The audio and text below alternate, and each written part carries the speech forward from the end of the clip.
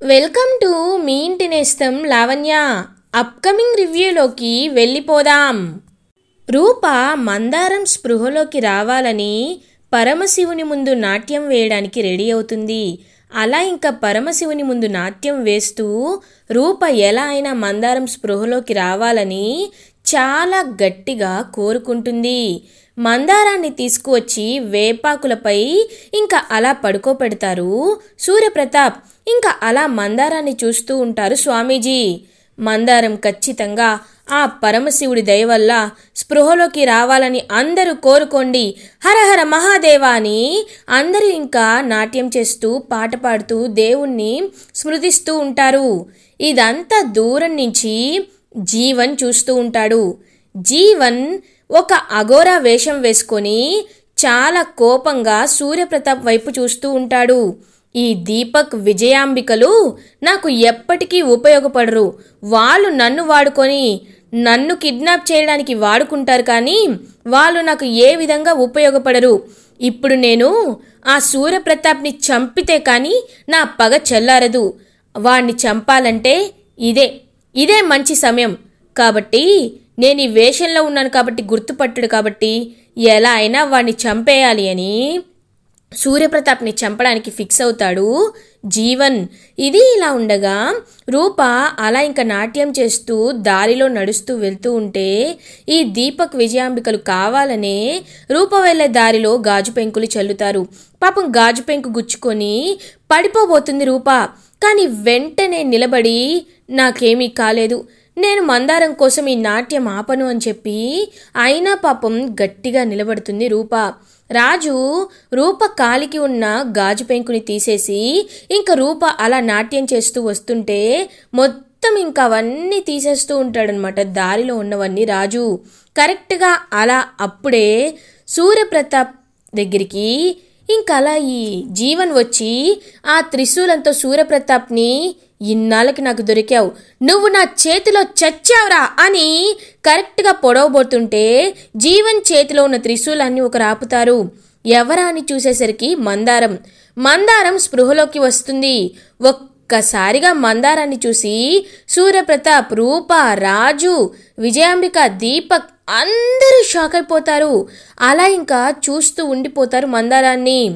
రేయ్, నీకెంత ధైర్యం ఉంటే మా అయ్యగారిని చంపాలనుకుంటావా? చూడు, ఈ మందారం బ్రతికున్నంతకాలం మా అయ్యగారిపై ఈగ కూడా వాళ్ళనివ్వండ్రా అని ఆ త్రిశూలం తీసుకొని ఇంకా వాణ్ణే గట్టిగా పొడి చేస్తుందనమాట జీవన్ని మందారం. ఇంకా గట్టిగా అరుస్తూ ఉంటాడు జీవన్. రేయ్, నీకెంత ధైర్యం రా, ఈ వేషం వేసుకొని వచ్చి మా మావయ్యనే చంపాలనుకుంటావా?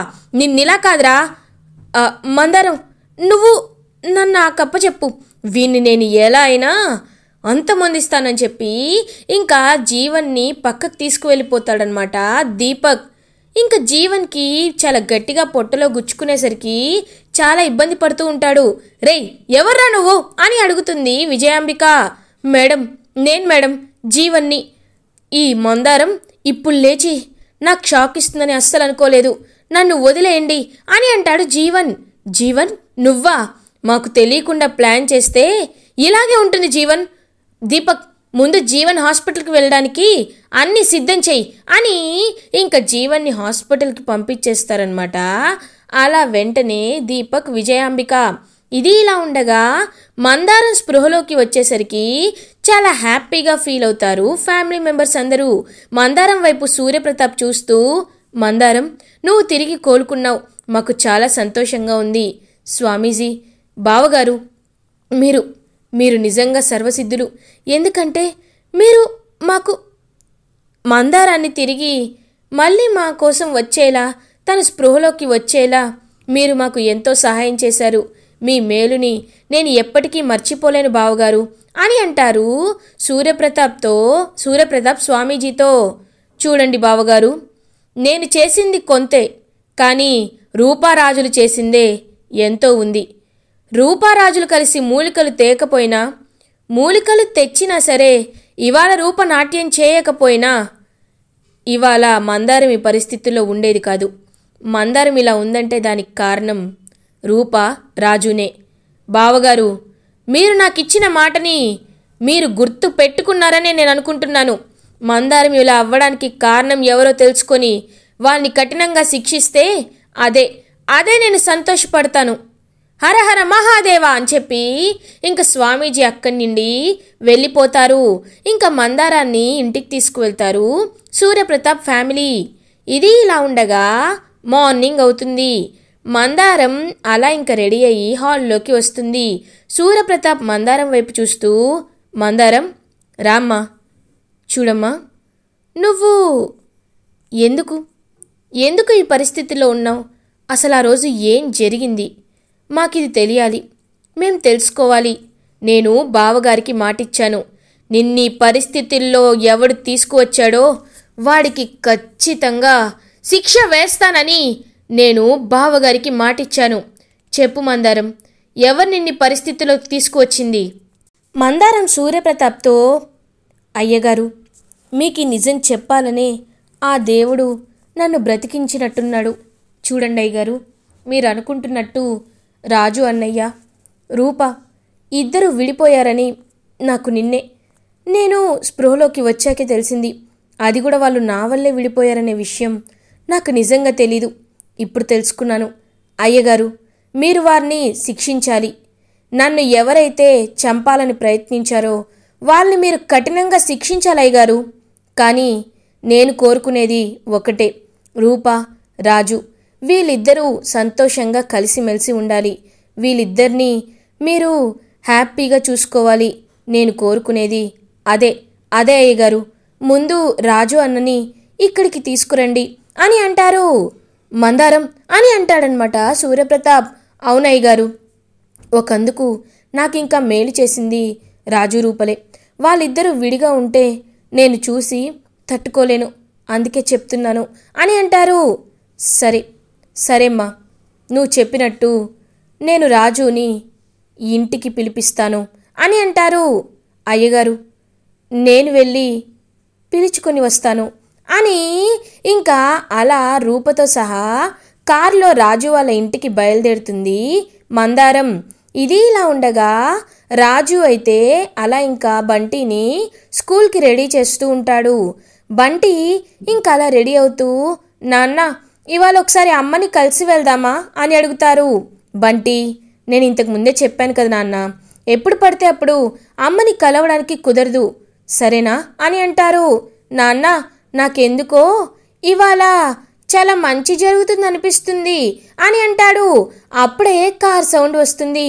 ఇంకా కార్ సౌండ్ వచ్చేసరికి అందరూ ఇంకా ముత్యాలు, అప్పలనాయుడు వీళ్ళందరూ అటువైపుగా చూస్తూ ఉంటారు. చూసేసరికి ఇంకా వెంటనే అలా రూప అండ్ మందారం ఇద్దరు నడుచుకుంటూ రాజు వాళ్ళ ఇంటికి వస్తారు. ఒక్కసారిగా రూప అండ్ మందారాన్ని చూసి రాజు అండ్ ఫ్యామిలీ షాక్ అయిపోతారు. మందారం, అమ్మ మందారం రామ్మా, లోపలికి రా అని ముత్యాలైతే మందారాన్ని హ్యాపీగా లోపలికి తీసుకువెళ్తుంది. ఇంకా బంటి మందారాన్ని చూస్తూ ఉంటాడు. నాన్న, తను ఈ ఫోటోలో ఉన్న ఆమె కదా తను అని అంటూ ఉంటాడు. అవునరా నాన్న, తనే మందారం, నాకు చెల్లెల్లాంటిది అని అంటారు. అవునా, హాయ్ అని పలకరిస్తాడు బంటి. అన్నా, నీ కొడుకా? బంటి చూడ్డానికి చాలా బాగున్నాడు అని హ్యాపీగా ఫీల్ అవుతుంది మందారం. మందారం, నువ్వు కోలుకున్నావంటే మా అందరికీ ఎంతో ఎంతో సంతోషంగా ఉందమ్మా. నిజంగా చాలా సంతోషంగా ఉంది. నిన్ను చూస్తుంటే మాకు మళ్ళీ మా ప్రాణాలు లేచొచ్చినట్లు అనిపిస్తున్నాయి. చూడమ్మా మందారం, నువ్వు కొన్ని రోజులు మా ఇంట్లోనే ఉండాలి అని అంటుంది ముత్యాలు. అక్కర్లేదు పిన్ని అని అంటుంది మందారం. అక్కర్లేదా? అదేంటమ్మా, ఈ ఇంట్లో నువ్వు ఉండవా అని అడుగుతారు. అది కాదు పిన్ని, అందరూ మనం అయ్యగారి ఇంట్లోనే ఉందామని చెప్తున్నాను అని అంటారు. ఏంటి, అయ్యగారి ఇంట్లోనా? ఏం మాట్లాడుతున్నావు మందారం అని అంటాడు రాజు. అవునన్నా, నేను అయ్యగారితో మాట్లాడేశాను. సూర్యప్రతాప్ అయ్యగారు అందరూ కలిసి ఇంట్లో ఉండడానికి ఒప్పుకున్నారు. నా వల్లే నువ్వు, వదిన, రూప విడిపోయారు కాబట్టి మీరిద్దరూ నా వల్లే కలవాలి. నేను కోరుకునేది అదే. ఈ విషయాన్నే సూర్యప్రతాప్ గారికి కూడా చెప్పాను. ఆయన సరే అన్నారు. అన్న రండి, ముందు బయలుదేరండి అని అంటారు. నాన్న అయితే మనం తాతయ్య దగ్గరికి వెళ్తున్నామా అని అడుగుతాడు బంటి. అవును నాన్న, కానీ అయ్యగారు అని అంటుంది ఇంక ముత్యాలు. అబ్బా పిన్ని, ఎన్నిసార్లు చెప్పాలి, మీరింక ఎలాంటి కంగారు పెట్టుకోవద్దు, రండి అని చెప్పి ఇంకా అలా రాజు వాళ్ళనైతే ఇంటికి తీసుకువెళ్తుంది మందారం. ఇంకా సూర్యప్రతాప్ అలా సైలెంట్గా చూస్తూ ఉంటారు. అప్పుడే ఇంకా దీపక్ విజయాంబిక, తమ్ముడు ఎంతైనా వాళ్ళ ఇంటికి రావడం మంచిది కాదు తమ్ముడు, అంటే మందారంకి వాళ్ళ ఇష్టం కాబట్టి తను అలా చెప్తుంది అని అంటుంది దీపక్ విజయాంబిక. అత్తయ్య, ఎందుకు అత్తయ్య అందరూ సంతోషంగా కలిసిపోవడం మీకు ఇష్టం లేదా అత్తయ్య? రాజు మారిపోయాడు, మందారం కూడా తిరిగి వచ్చి నిజాలు చెప్తుంది, అయినా మీరెందుకని ఇంకా ఇలా ఉన్నారు? ఓ, మీకు సంబంధించిన నిజాన్ని మందారం బయటపెట్టలేదనా అని మెల్లగా చెప్తుంది రూప. ఒక్కసారిగా దీపక్ విజయాంబిక షాక్ అయిపోతారు. మమ్మీ, ఇప్పుడు మనకు వచ్చింది ఎందుకు మమ్మీ, సైలెంట్గా ఉందాం. మనం మందారం బ్రతికొచ్చేసింది కాబట్టి దాన్ని ఎలా బయటికి పంపించాలో ఆలోచిద్దాం. ఈ రూపరాజుల గురించి మనకెందుకు మమ్మీ అని అంటాడు దీపక్. నిజమే, ఎక్కువగా లాక్కూడదు అని మనసులో అనుకుంటుంది విజయాంబిక. అలాంటిదేమీ లేదమ్మా రూప, అంటే తమ్ముడు ఇబ్బంది పడతాడేమోనని.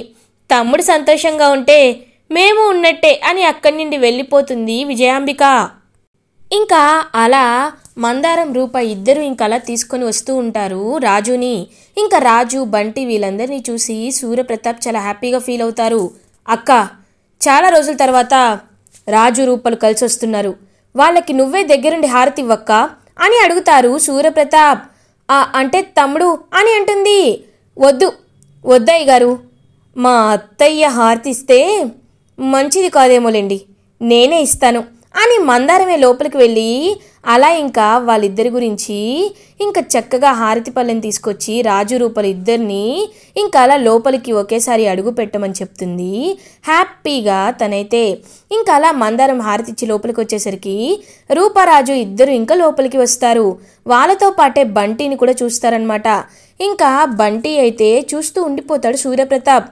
నాన్న, మీతో ఒక విషయం చెప్పాలి, బంటి రా అని ఇంకా బంటిని రమ్మని చెప్తారు. బంటి, తనెవరో తెలుసా? మీ తాతయ్య. నాన్న, మనం చిన్నప్పుడు నాకు బిడ్డ పుట్టి చనిపోయాడు అనుకున్నాం కదా, కానీ కాదు, నా కొడుకు చనిపోలేదు నాన్న, చనిపోయాడని మనం భ్రమపడ్డాం. నా బిడ్డ బ్రతికే ఉన్నాడు, తను ఎవరో కాదు, ఇదిగో ఈ బంటినే అని చెప్తుంది రూపా. ఇంకా బంటి వైపు చూస్తూ ఒక్కసారిగా షాక్ అయిపోతారు సూర్యప్రతాప్. తాతయ్య అని ఇంకా బంటి అలా దగ్గరికి వచ్చి హక్ చేసుకుంటాడనమాట సూర్యప్రతాప్ని.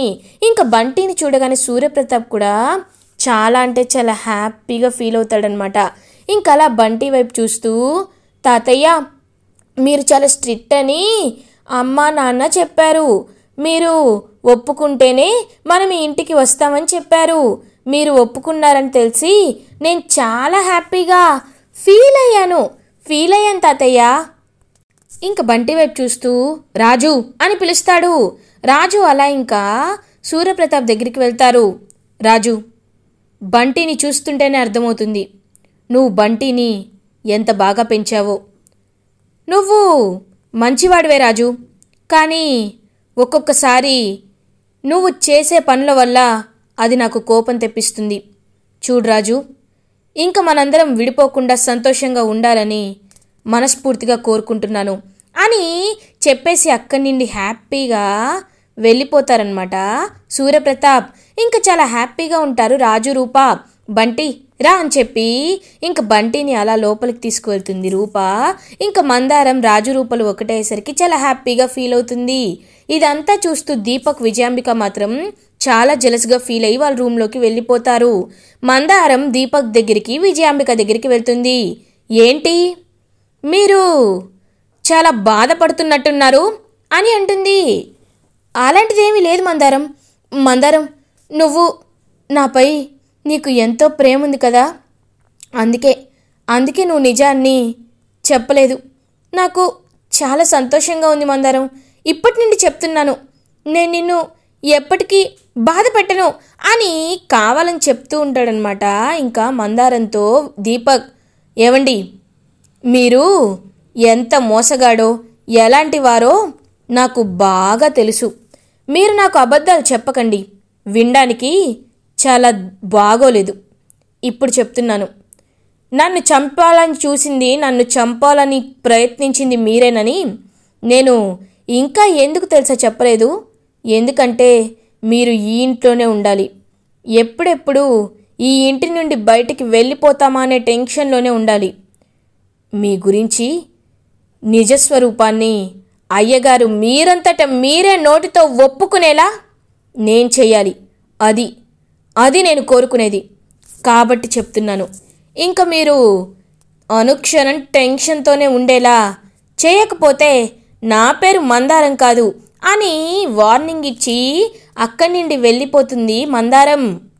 ఇంకా అలా వెళ్ళిపోతున్న మందారం వైపు చూస్తూ చాలా చాలా ఇరిటేటింగ్గా ఫీల్ అవుతారు అండ్ టెన్షన్ పడుతూ ఉంటారు దీపక్ అండ్ విజయాంబిక. ఇదంతా ఇంకా బయట నుండి చూస్తూ ఉంటుంది రూప. చూసి చాలా హ్యాపీగా ఫీల్ అవుతుంది. మందారం, నువ్వు నిజంగా ఇంత హ్యాపీగా ఉంటావని నేను అస్సలు అనుకోలేదు. వీళ్ళకి నువ్వే కరెక్ట్ అని చెప్పి ఇంకా హ్యాపీగా అక్కడి నుండి వెళ్ళిపోతుంది రూప. ఇంకా అలా రూప వైపు చూస్తూ ఉంటుంది మందారం. ఇలా ఎపిసోడ్ ఎండ్ అవుతుంది. ఫర్దర్ ఎపిసోడ్ రివ్యూస్ ముందుగా మీకు కావాలి అనుకుంటే మా ఛానల్ని సబ్స్క్రైబ్ చేసుకోండి. Thanks for watching.